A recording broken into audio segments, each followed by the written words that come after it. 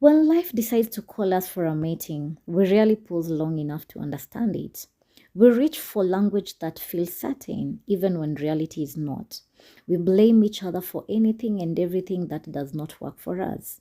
And just like that, the story feels complete. The blame feels settled, the world feels simpler. But simplicity is often the first disguise of misunderstanding. Because what if the people we are so quick to name are themselves carrying names we have never bothered to learn? What if behind every accusation is a confession we have never stayed long enough to hear? That is the unsettling invitation at the heart of Confession of Nairobi Women, a continuation, Book 2, both crafted by Joan Thatiah. These are not stories written to comfort. They are not built for easy judgment or clean moral conclusions. They are true lived narration written open like an open wound that have learned to speak. And once they begin speaking, they do not ask to be interrupted. If the first volume was confession, this second one feels like consequence. These women are not telling stories from a distance. They are telling stories they are still inside them. Stories still shaping their mornings, their decisions, their relationships, and their sense of self. Some are trying to heal, some are trying to forget, some are simply trying to survive the echoes of what life has already done to them. And beneath every narrative is a question that refuses to fade away. When life breaks you into a version of yourself you never chose, which version is really you? Our first story, If I Had My Life to Live Again. She grows up in a house where instability is normal and love is inconsistent. 6 children, 6 fathers, a mother who sells mkorogo, an illicit brew that keeps the household alive but never stable. Men rotate in and out of their lives like passing weather. Some stay weeks, some days, some just long enough to leave confusion behind. In that environment, she learns early that permanence is a myth, so she chooses education like a form of escape. Not ambition at first, but survival dressed as ambition. Baba Ndegwa, her mother's current boyfriend, becomes an unexpected bridge out of poverty. Through him, she finishes school, and for the first time, life begins to look structured. She marries William, believing she has escaped the chaos she grew up in. But marriage, she discovers, is not escape, it is redirection. William abandons his career to support his father's ministry. Slowly, without violence or drama, she is guided out of her own ambitions. First, her career pauses, then her identity softens, then her voice quiets. 7 years later, she looks at her life and cannot recognize it. She has children, a home, a husband, but no self she remembers choosing. And that is where the confession begins. If she could live again, she would not just choose differently. She would refuse to disappear in the name of being good. Another story entitled The Day My Body Failed Me. She remembers the day clearly not as blur, but as before and after. A beautiful, curved, and confident woman detests the look she once adored, a body she once moved through the world with pride. Then their matatu is hijacked. Chaos, fear, commands, theft, and humiliation fills the air. And then something more irresistible than robbery happens. Forced shipping, exposure, violation, disguised as control. And then one of them notices her body, and in seconds, she becomes something else entirely in their eyes. What follows is not just violence, it is erasure of ownership over her own physical self. When it ends, she survives, but survival is not relief. Her boyfriend disappears when she tells him. The world becomes quieter but heavier. And slowly, she begins to internalize a dangerous idea that her body is the reason she suffered. So she changes it, shrinks it, punishes it, not because it is guilty, but because it is visible. And to our next story, entitled These Marks on My Thighs. Her body carries history in places no one can see easily, but she can feel it. constantly. A poorly done circumcision, then Nash, her first love and husband, cannot understand what her body refuses to explain.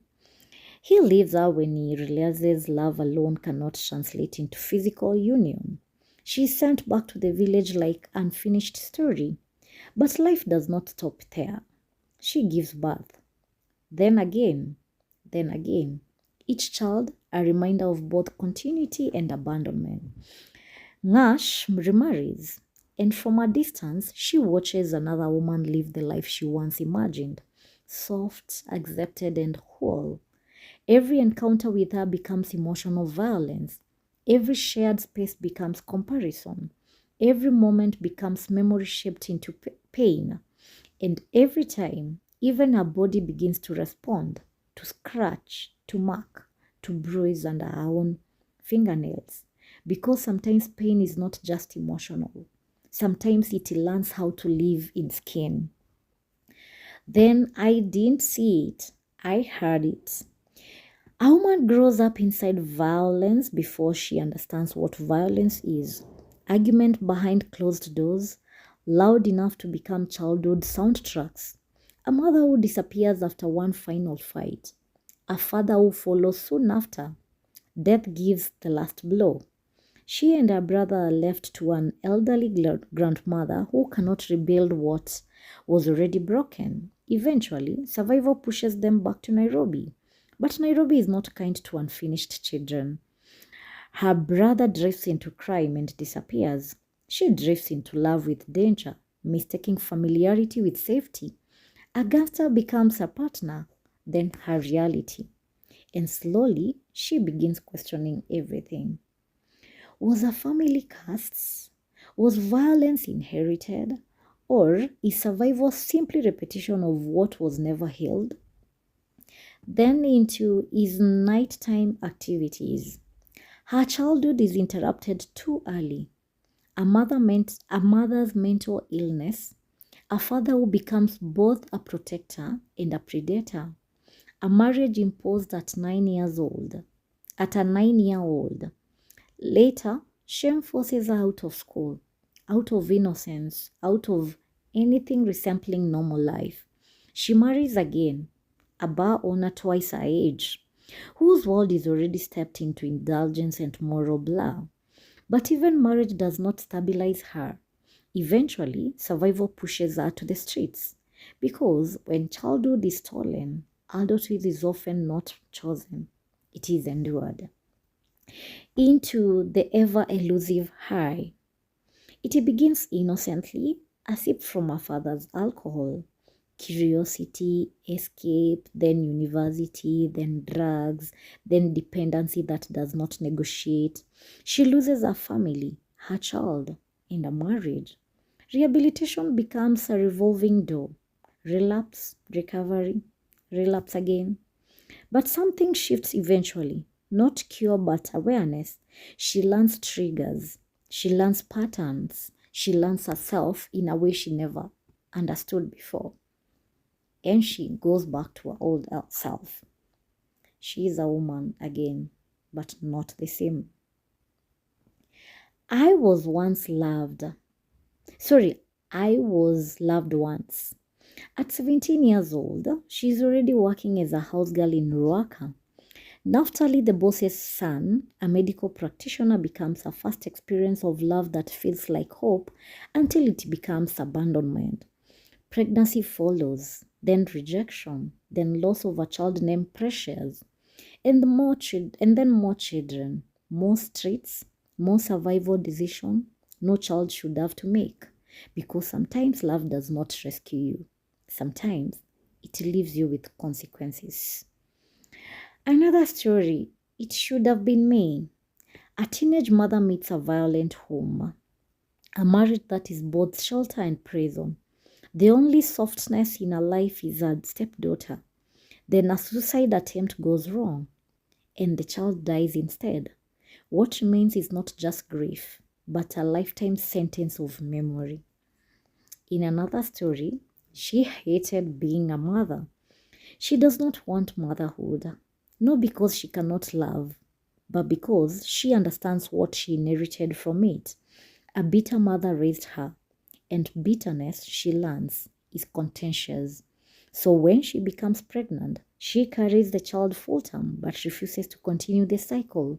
She leaves the baby behind with her father and chooses a child-free life, one that gives her peace but never full absolution. Then, hate isn't strong enough word.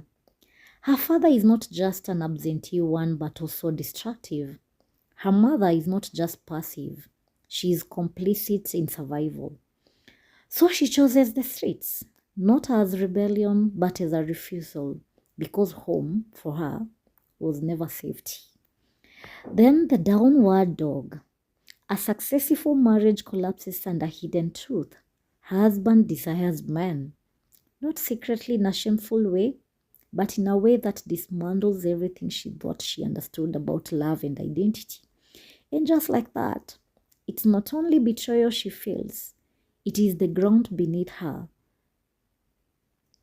It is like the ground beneath her has disappeared, leaving her lost and untethered.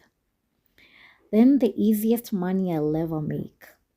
2 lives, 1 woman, a copywriter by the day and a sex worker by the night. Not born from desire but from pressure, from parents who demand repayment for raising her, for survival economics that leave no one space, only practical choices. And so she learns something uncomfortable. Something dignity is not lost in one moment. Sometimes it is negotiated daily. Across every confession, a pattern emerges, not of good or evil, but of pressure and response. These women are not explanations. They are consequences of systems, families, economies, expectations, and silence. And yet, they speak, not to be excused, not to be condemned. So we return to the beginning. When life decides to serve you people, what do you blame? Or who do you blame? Or better still, why do we blame at all before we listen? Because after all these confessions, one truth becomes unavoidable. These are no simple villains here. They are no simple villains here. Only complicated humans navigating complicated lives. And perhaps the real question is not who is the problem, but how long we have refused to understand the pain behind the behavior. So I ask you again, after hearing these confessions, which story stays with you first and most? And more importantly, will you still be so quick to judge the next voice you hear in real life? Thank you. Remember to get a copy, read, give us your feedback, give us your comment and your feelings. Subscribe, like, and share our channel. Bye for now.